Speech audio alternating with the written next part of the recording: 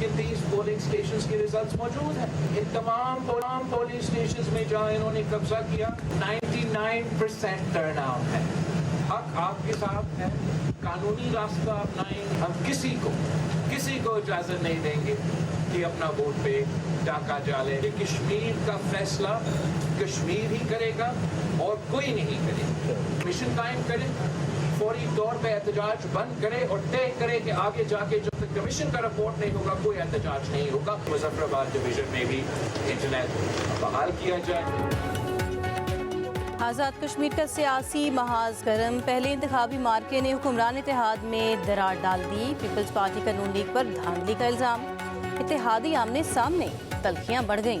लफ्जी गोलाबारी में शिद्दत। बिलावल भुट्टो जरदारी ने मीरपुर डिवीजन के इंतखाबी नताइज मानने से इनकार कर दिया। शदीद गमो गुस्से का इजहार। कहते हैं फेज़ 2 के इंतखाबात से पहले हमारे मुतालिबात तस्लीम किए जाएँ। मुजफ्फराबाद श्रीनगर नहीं, वोट पर डाका डालने नहीं देंगे। इंतखाबी बेज़ाब्तगियों पर इलेक्शन कमीशन फौरी कार्रवाई करे। रियासत उस वक्त से डरे जब पीपल्स पार्टी कहे इंतखाबात नहीं मानते। कहा 30 पोलिंग स्टेशंस पर कब्जे का सबूत है। अपनी तमाम नशिस्तें कानूनी और आईनी तरीके से वापस लेंगे। चौधरी यासीन को असम्बली बनने से पहले नशिस्त वापस दिलवाएंगे। कश्मीर का फैसला कश्मीर ही करेगा, कोई और नहीं। स्टेक होल्डर्स तय करें कि अब मजीद एहतजाज ना हो। कमीशन की रिपोर्ट तक एहतजाज ना किया जाए। मुजफ्फराबाद में इंटरनेट सर्विस बहाल करने का भी मुतालबा। बिलावल के इल्जामात के तीरों की बारिश पर मरीम नवाज ने तंजिया नश्तर चला दिए। कहा पीपल्स पार्टी धांधली का रोना रो रही है, क़यामत कितने बजे है। पीपल्स पार्टी धांधली की बारीक वारदात की मास्टर है। सिंध के सीनियर वजीर शर्जील इनाम मेमन का जवाबी वार। कहा ये आप नहीं, फॉर्म 47 का नशा बोल रहा है। क़यामत 2024 में आ गई थी जब खैरात में मैंडेट बंट रहे थे।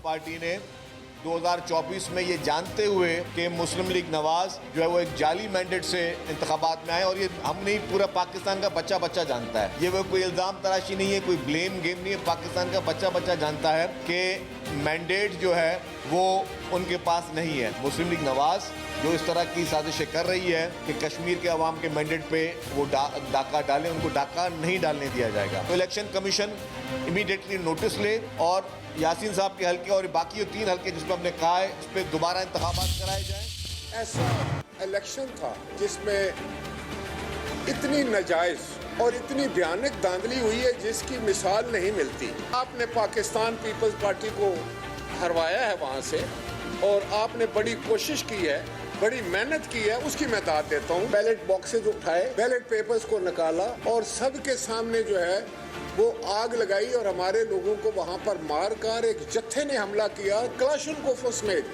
जो वो फरमा रहे थे ना कि हमें अवाम ने मैंडेट दिया है, तो मैंने कहा कि ये जो 2 काले कपड़े वाले हैं और एक सफ़ेद कपड़ों वाला है, इसका मैंडेट है आपके पास, क्योंकि वोट तो इसने डाली। अवाम को तो आपने मारा, उसका बुरा हाल किया, उनको जख्मी किया, उन पर चढ़ाई की और उनको पोलिंग स्टेशन से बाहर निकाल दिया, उनके पोलिंग स्टेशन पर कब्जा कर लिया, और ये 3 आदमी आपको मैंडेट दे रहे हैं और ये किस तरह मार मार के लोगों को निकाल रहे हैं। राजा परवेज अशरफ धांधली के सबूत मीडिया के सामने ले आए। कहते हैं आज़ाद कश्मीर के इंतखाबात में जमहूरियत का मजाक उड़ाया गया। इतनी भयानक धांधली की गई जिसकी मिसाल नहीं मिलती। नून लीग के उम्मीदवारों को जाली तरीके से जितवाया गया। काले और सफेद कपड़े वालों ने बैलेट पेपर्स पर ठप्पे लगाए। पीपल्स पार्टी के कारकुनों को मारा पीटा गया। क्या बैलेट बॉक्स चलाने वालों के खिलाफ कार्रवाई हुई? हमें कहा जा रहा है कि इलेक्शन हो गए, रोने का क्या फायदा।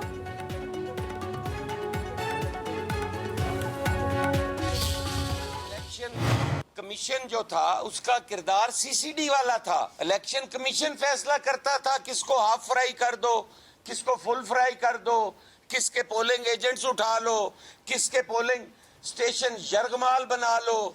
आपने वो मिसाल कायम की है। इलेक्शन कमीशन एक कमीशन एजेंट का किरदार अदा करता रहा। इलेक्शन कमीशन का किरदार सीसीडी वाला था। इलेक्शन कमीशन इलेक्शन एजेंट का किरदार अदा करता रहा। पीपी रहनुमा हसन मुर्तज़ा का कहना है इलेक्शन कमीशन फैसला करता था कि इसको उठा लो, हाफ फ्राई कर दो और फुल फ्राई कर दो। नून लीग के लिए सहूलत कारी की गई। ठप्पा लगाने के लिए पोलिंग का दौरानिया 1 घंटे बढ़ाया गया। पोलिंग के बाद हमारे एजेंट्स को बैठने की भी इजाजत नहीं दी गई। इलेक्शन वाले दिन हमारे कारकुन को शहीद किया गया।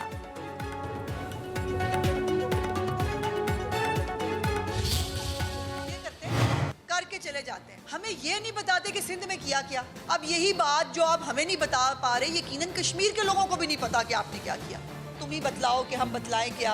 और कश्मीर के लोग जो हैं देखते होंगे कि जी टैंकर माफिया के रहमो करम पे कराची को क्यों छोड़ा हुआ है। ट्रांसपोर्ट जो है वो सिस्टम कराची जैसे बड़े शहर के अंदर आज तक क्यों नहीं है, जब पंजाब के अंदर 1100 बसें आ चुकी हैं। तो दावत दूंगी कि वो तशरीफ लाएं, हम उनको लाइव जो है पंजाब की तरक्की दिखाते हैं, ताकि जैसे मुर्तज़ा वहाब साहब सीख के गए थे वो भी देख के जाएं और सीख के जाएं कि पंजाब में। मीरपुर डिवीजन ने पंजाब की तरक्की देखकर वोट दिया।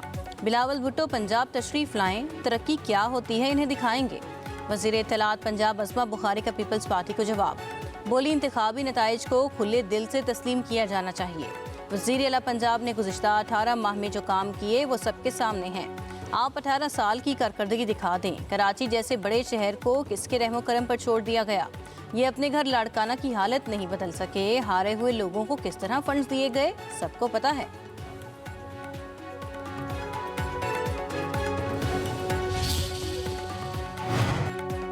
आज़ाद जम्मू कश्मीर इलेक्शन कमीशन ने मीरपुर डिवीजन के 13 इंतखाबी हलकों के कामयाब उम्मीदवारों का नोटिफिकेशन जारी कर दिया। 27 जुलाई के आम इंतखाबात में मीरपुर के 4 हलकों से अजहर सिद्दीक, चौधरी कासिम मजीद, चौधरी आसिफ सुल्तान और रुखसार अहमद कामयाब हुए। भिम्बर के 3 हलकों से वकार अहमद नूर, मोहम्मद रज़ाक चौधरी और तारिक फारूक ने कामयाबी हासिल की। कोटली के 6 हलकों से जफर इकबाल मलिक, उमैर नईम, मोहम्मद यासिन चौधरी, मोहम्मद आसिफ, मोहम्मद रियासत खान और अयाज अहमद जीत गए।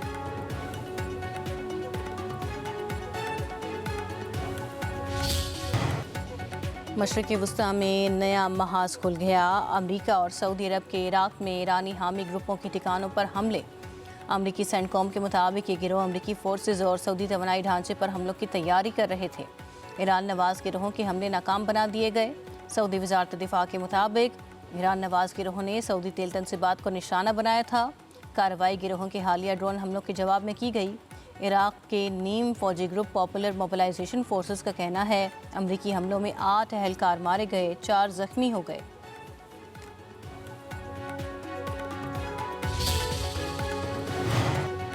वाशिंगटन में सऊदी वज़ीर दिफा खालिद बिन सलमान की अमरीकी नायब सदर जेडी वेंस से मुलाकात। मशरिक़ वस्ता की सूरत हाल, ईरान से कुशीदगी और दो तरफ़ा ताल्लुकात पर गुफ्तगू। सऊदी वज़ीर दिफा ने वली अहद मोहम्मद बिन सलमान का ख़ुसूसी पैगाम अमरीकी नायब सदर तक पहुँचाया। कहा सऊदी अरब ईरान से तसादुम नहीं, कुशीदगी में कमी का ख़्वाह है। हालिया कार्रवाई तवानाई तनसीबात पर हमलों के जवाब में की गई। खित्ते में मज़ीद कुशीदगी नहीं बल्कि सिफारती हल की हिमायत करते हैं।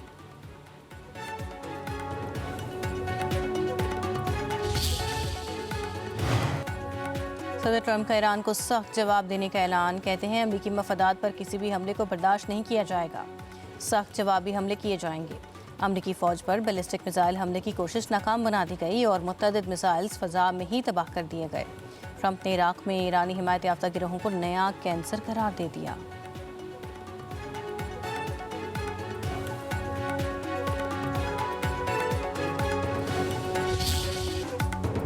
पेट्रोलियम मसनूआत की कीमतों में रद्दबदल। डीजल की कीमत 2 रुपये 24 पैसे बढ़ गई। कीमत 390 रुपये 62 पैसे फ़ी लीटर मुकर्रर।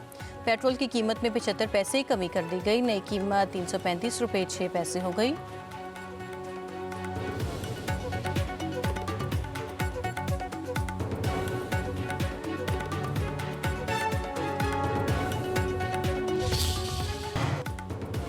कराची के इलाके गुलशन इकबाल में पुलिस मोबाइल पर दस्ती बम हमला। मोटरसाइकिल सवार मुलजमान ने अहलकारों पर फायरिंग कर दी।